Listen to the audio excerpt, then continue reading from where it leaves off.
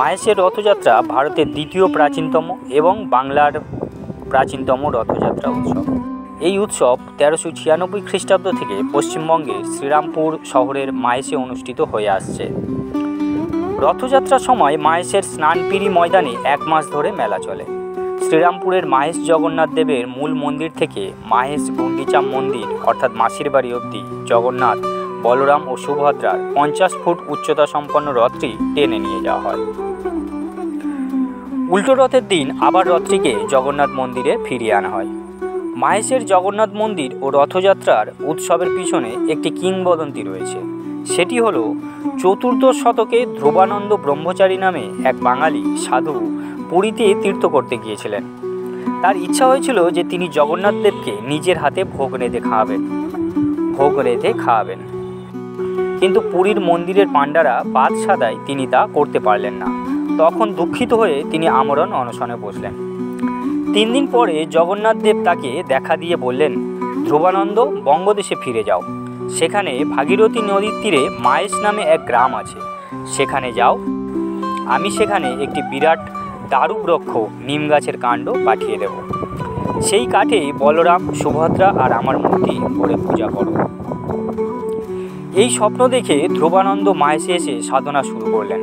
তারপর এক বর্ষার দিনে মাহেশ ঘাটে একটি নিম কাঠ ভেসে এলো। তিনি জল থেকে সেই কাঠ তুলে 3 দেবতার মূর্তি বানিয়ে মন্দির প্রতিষ্ঠা করলেন। শ্রী চৈতন্যদেব মহাপ্রভু পুরীর উদ্দেশ্যে রওনা হন। পথে তিনি মাহেশে পৌঁছেছিলেন। ধ্রুবানন্দের মন্দির পরিদর্শন করার পর তিনি তার জ্ঞান হারিয়ে ফেলেন এবং গভীর সমাধিতে মগ্ন হন।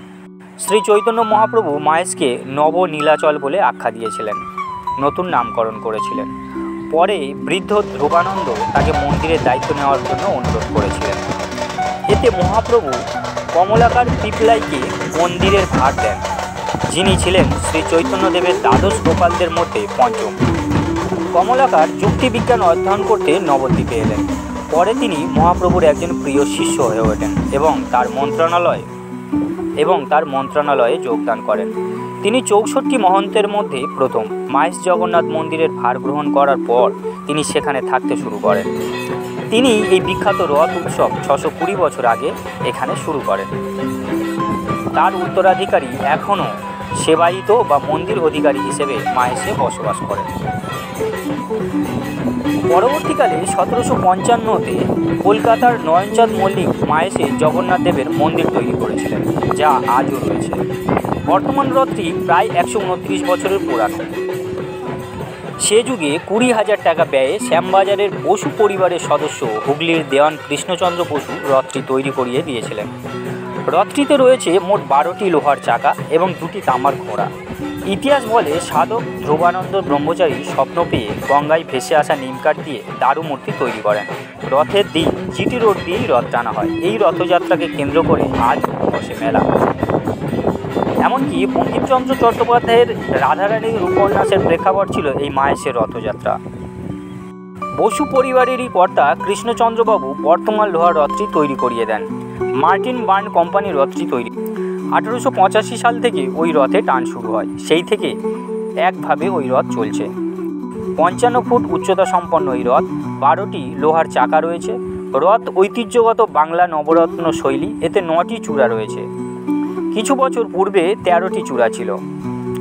রথযাত্রার দিন বিকালবেলা স্নানপিড়ি ময়দানের সামনে থেকে জিটি রোড ধরে 1 কিলোমিটার পথ অতিক্রম করে মাসির বাড়ির মন্দিরে রথ পৌঁছায়।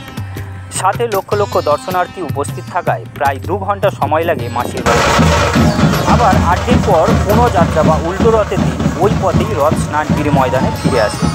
উল্টো রথে দর্শনার্থীদের সংখ্যা বেশি থাকায় রথ এসে থামতে সন্ধ্যা প্রায় 6:30 বেজে যায়।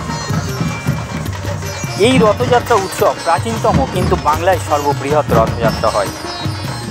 প্রায় 2 থেকে 4 লাখ মানুষ এই রথযাত্রাতে সামিল হন।